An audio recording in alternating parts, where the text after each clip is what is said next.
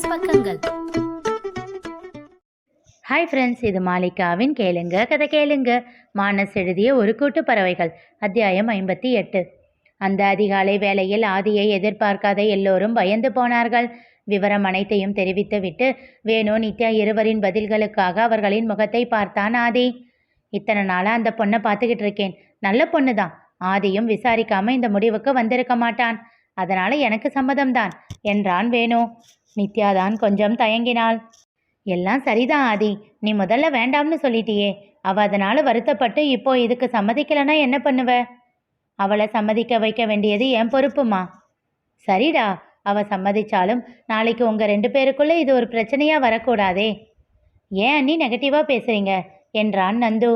இல்லை கொழுந்தனாரே, அந்த பொண்ணுக்கும் ஒரு மனசு இருக்கு இல்லை என்றவளுக்கு தான் பேசுவது சரியா தவறா என்று தெரிந்து கொள்ள முரளியின் முகத்தை நோக்கினாள்.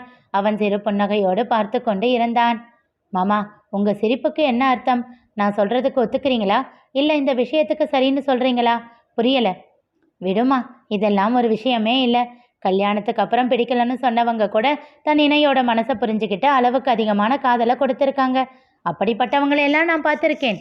அவன் சொல்லி கொண்டிருக்கும் போதே யாரும் அறியாமல் அவன் தொடையில் நறுக்கென்று கிள்ளி வைத்தாள் சத்யா.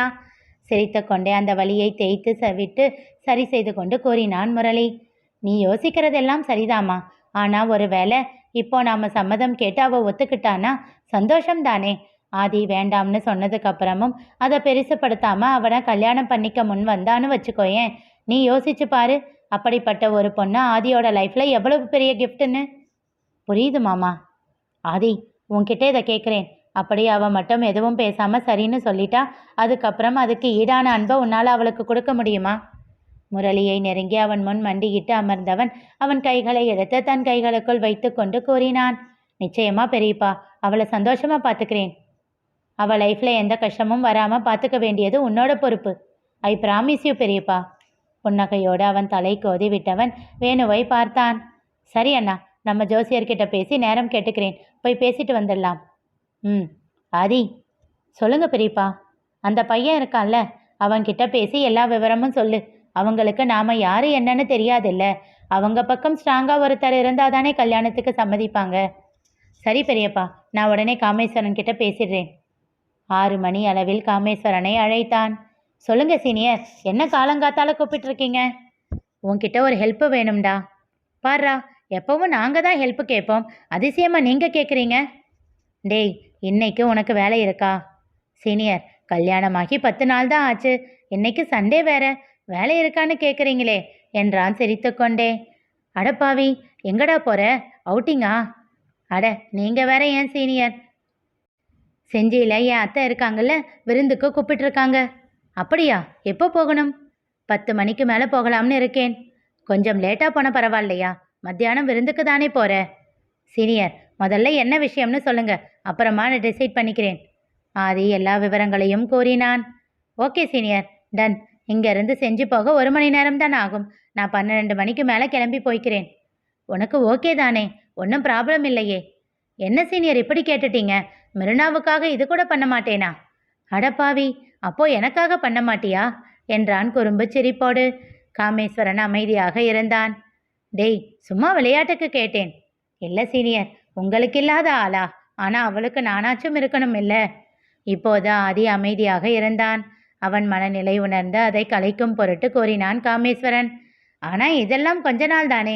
உங்கள் 2 பேருக்கும் கல்யாணம் ஆயிடுச்சுன்னா அவளுக்குன்னு ஒரு பெரிய கூட்டமே இருக்குமே. அடே, எங்கள் குடும்பத்தை கூட்டம்னு சொல்றியா? இல்லையா பின்ன என்று விட்டு அடுத்த ஆதி பேசும் முன் அழைப்பை அவசரமாக துண்டித்தான் காமேஸ்வரன். டேய், கையில் சிக்காமலா போயிடுவ? சிறு புன்னகையோடு முணுமுணுத்தான் ஆதி. அப்போதுதான் அபி அங்கே அவனை பார்த்து கொண்டிருப்பதை கவனித்தான். ஒரு கையை நீட்டி வா என்பதை போல் அழைக்க வேகமாக ஓடி வந்து அவனை அணைத்து கொண்டான் அபி. என்னடா என்றான் ஆதி. அவன் பதில் சொல்லாமல் இன்னும் இறுக்கமாக அணைத்து கொண்டான். அபி, என்ன ஆச்சு என்றான்.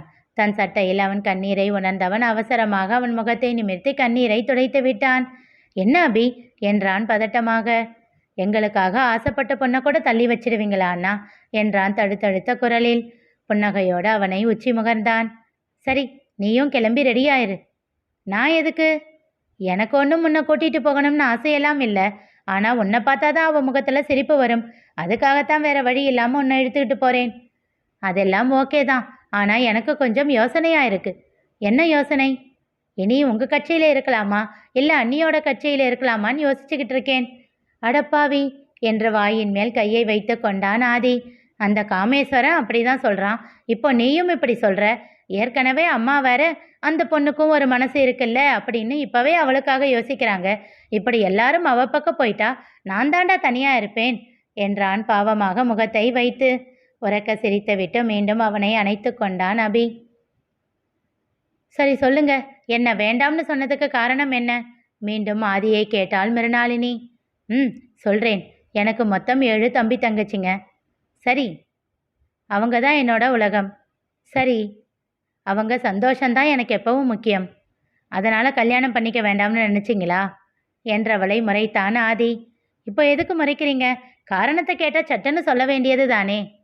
நீ அன்னைக்கு சொன்ன இல்லை, தம்பி தங்கச்சிங்களை எல்லாம் நம்பாதீங்க, பாசம் வைக்காதீங்க அப்படின்னு. அதனால உன்னை கல்யாணம் பண்ணிக்கிட்டா எங்கே அவங்கள தள்ளி நிறுத்திடுவியோன்னு எனக்கு ஒரு பயம். அதுதான் என்று விட்டு அவள் என்ன பதில் சொல்லப் போகிறாள் என்று அவள் முகத்தையே ஆர்வமாக பார்த்தான். ஓ என்று சாதாரணமாக சொல்லிவிட்டு முகத்தை திருப்பிக் கொண்டாள். என்ன மாதிரி பெண் இவள் என்று ஆச்சரியமாக எண்ணிக்கொண்டே மிருணா என்றான். என்ன? பதில் எதுவும் சொல்லலையே. நீங்க கேள்வியே கேட்கலையே. சின்னதாக சிரித்து விட்டான் ஆதி. கரெக்டு தான், நீ சொல்கிறது எனக்கு புரியுது. உன்கிட்ட ஒரு வார்த்தை கூட அதை பற்றி பேசாமல் நானே முடிவு பண்ணது தப்பு தான். கேட்டு இருக்கணும், ஆனால் இப்போ கேட்க போகிறது இல்லை என்று சொல்லிக்கொண்டே அவள் உள்ளங்கையை எடுத்து தன் கைகளுக்குள் வைத்து பொத்தி கொண்டான். உன்னோட எண்ணங்கள் தப்புன்னு சொல்ல மாட்டேன், நீ யோசிக்கிறது சரியில்லைன்னு சொல்ல மாட்டேன். உன்னோட வெறுப்பை மாற்றிக்க சொல்லி கட்டாயப்படுத்த மாட்டேன். உன்னை கல்யாணம் பண்ணி கூட்டிகிட்டு போய் என் குடும்பத்தில் உன்னை விட்டுடுறேன். அவங்க எல்லார் கூடவும் பழகு. உறவுகள் எவ்வளவு அழகானதுன்னு உனக்கே புரியும். அப்புறம் உன்னோட முடிவை தானாக மாற்றிக்குவ. எல்லா உறவுகளும் போலின்னு நீ சொல்ல மாட்ட.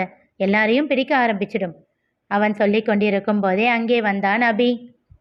என்னோடு வா வீடு வரைக்கும், என் வீட்டை பார் என்னை பிடிக்கும் என்று அவன் ராகத்தோடு பாட சிரித்து விட்டாள் மிருணாளினி.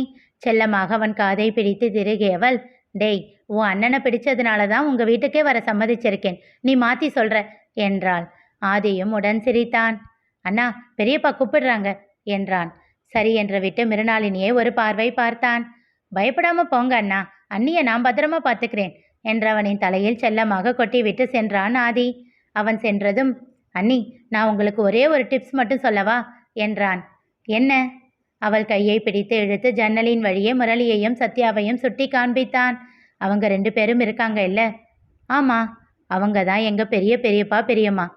சரி, நீங்கள் எங்கள் வீட்டில் ராணி மாதிரி இருக்கணும்னா அவங்க 2 பேரையும் கரெக்ட் பண்ணி வச்சுக்கணும். அவங்களுக்கு உன்னை பிடிச்சிட்டா வீட்டில் எல்லாருக்கும் உங்களை பிடிச்சிடும்.